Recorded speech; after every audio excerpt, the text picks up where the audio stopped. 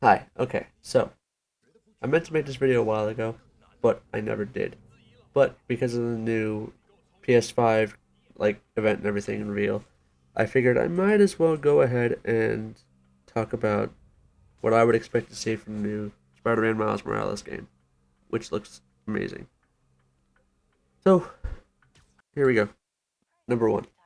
Although I love Spider-Man PS4 and the gameplay sort of thing it provides, me personally, I am not the biggest fan of how they handled the web swinging. Now, don't get me wrong, it's great. It does exactly what it wants to do, and it's a lot of fun, and it's its own thing. But in my opinion, it's too on the rails.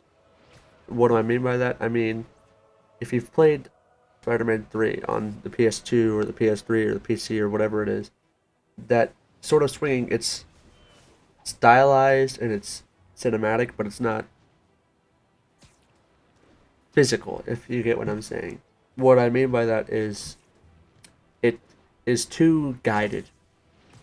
You know, you hit the swing button, the web goes out, and you're kind of going straight no matter what. Even if it looks like it's swinging you up in a different direction, it's keeping you on a straight line up until you guide it to a different direction. Whereas in Spider-Man 2 on the PS2, you know, you hit the swing button, the web goes out and attaches to a certain point on the building, and from there, you're kind of you're sort of slave to the way that the character moves on that web attached to that point. So it just feels more physically there. It's not cinematic. It's more player based. It's more sandboxy. It's it's not defined enough. It's too guided. Whereas on Spider-Man 2 on the PS2, like if you were to attach to like the say the far right side of a building and you were to swing to the far left from the point on the web line that hits the far left side of that building will then attach to there and you'll be responding to that point from there on out as opposed to on Spider-Man 2 on the PS or Spider-Man on the PS4. What will happen is if you do that exact same thing, it will either throw you off because you hit the end of your web line or it will just the web will go through the building as opposed to attach to it and keep going. Uh Long story short, I would prefer if they were to implement more of what made Spider-Man 2 on the PS2 swinging much better. Number two, controversial topic, whatever. I didn't really mind the open world missions for Spider-Man PS4. I'm talking much more of the side missions, not the actual, like, randomized crime sort of things. Those, after a little bit, they get on your nerves because they're super repetitive and they tend to have the exact same outcome every single time. Even if you haven't done all the different crime families and different things that would pop up eventually. Personally, they can be fixed because when you get too far away from them, after you beat them, the lines just cut off for some reason, and I think that needs to be fixed and addressed as well. Now, I'm talking base game, not DLC, because the DLC ones were, in my opinion, a lot more guilty of this and not different enough, to put it simply. Like, let's just say that you beat the game, and you go and you finish all the side missions, then what's left there for you to do in the open world? There's not a lot of replayability because you swing through, you get a crime, you defeat that crime, and then you swing through and you get another crime, and it's pretty much the exact same scenario and the exact same outcome as the thing you just previously did. So it's either one of three things: you get a car chase, you get um, muggers doing something mug-like where they try to rob a place or they're beating somebody up on the street, or you get two variations of randomized crimes that you can like encounter in the world. Now I'm going back to Spider-Man 2 on the PS2.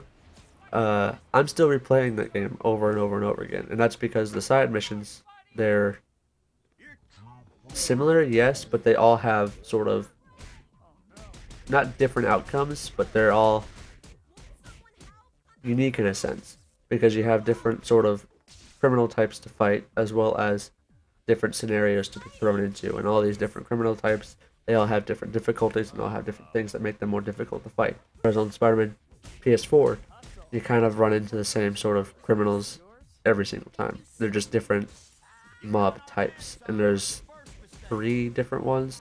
There's the like crowbar wielding ones. I'm talking base criminals, not like story driven ones or anything. You have the normal ones, the ones with guns, and then the brutes, and that's about it. Whereas on Spider-Man 2 on the PS2, you have base guys that are pretty easy. That like they fall for anything you do. They're super light. There's not a lot of things that you can do to them. They're pretty not tough to beat. Then you have the variations of those. You have the basic ones to beat in the very first start of the game when you're like doing nothing. You get girl criminals later on because of inclusivity, and then you get the bigger ones that can, absorb your blows, but then you can web them up, and then they can't. Then you get the super muscly ones, and they can dodge your webs. And they also absorb your blows. Or you get the guys in the jackets that cannot dodge your webs, but you can beat up super easily. And you have the like backwards cap guys who can dodge your blows, like absorb your blows, and also dodge your webs. So that kind of adds more variety to it. And then you have the those go with the basic ones. And you get to encounter those in all sorts of different ways. You can go to sort of not horde survival mode, but you go to these little red locations, and you probably all know what I'm talking about, where you can go in and beat a like small group of enemies and then leave. Similar to Spider-Man PS4, where you go in, you infiltrate, and you beat waves of enemies. But not similar in the sense of it's one wave on the PS2 version, and then it's multiple waves of not increasing difficult, but increasing numbers of enemies on the PS4 version. Not to mention the the balloon challenges. Perfection in video games. Number 3. Finishing animations. So on Spider-Man PS4, I'm fairly certain this is going to happen, but I would like to mention it anyway because it is something that I think would be cool and I'd like to see.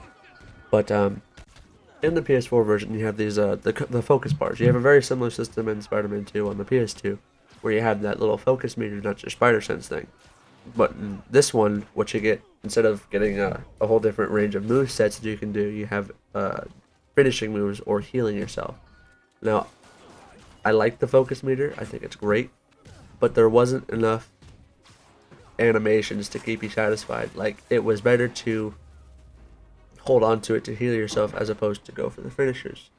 Because if you go for the finishers, you're kind of wasting focus, especially if you're playing like on the ultimate difficulty and you're kind of getting your anus beat.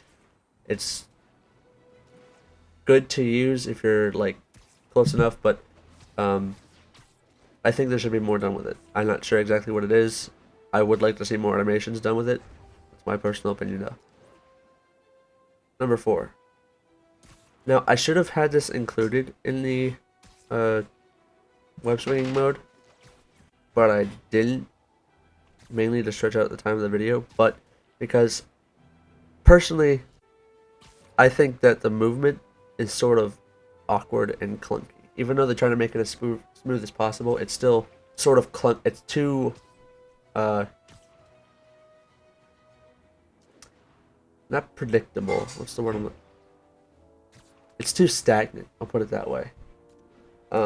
Yes, you can hold down the sprint button. There's just not enough input, and it makes it feel sort of awkward and uncomfortable when you're running around the world as opposed to swinging. And swinging is fun, but like I said, there's flaws in my opinion. So, yeah, I think that there should be more done, like move the sprint button to something else, as opposed to have it the web swing button as well, because then it kind of adds a whole crudeness to it. I think that them adding the super jump, where you have to have, let's just say I think the super jump should have been on the web swinging as well, as opposed to just on the ground. But I think that there should be one button as opposed to two. I don't mind that they had it like an upgrade thing, because it was not that hard to get. But yeah. I think that the movement system should be refined a little bit more. I don't have any ideas for it because it's not something I thought about. It's something I wrote down if I thought about it. But personally, I think that there's improvement that could be made. And finally, number 5, I think they should just make a good game. I think they should do exactly what it did with Spider-Man PS4, and I think that they should keep that cycle on of making a amazing, spectacular game that kind of blew everybody away.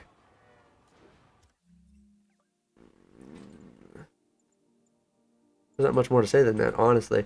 They did an amazing job on the PS4 version, although I had my gripes about it. Like I said, it was an amazing experience. It was great. There's a lot of fun to it. There's not um, anything to be upset over spending $60 over. And even if you did like the digital deluxe version, which is what I did, even though I wanted the collector's edition, um,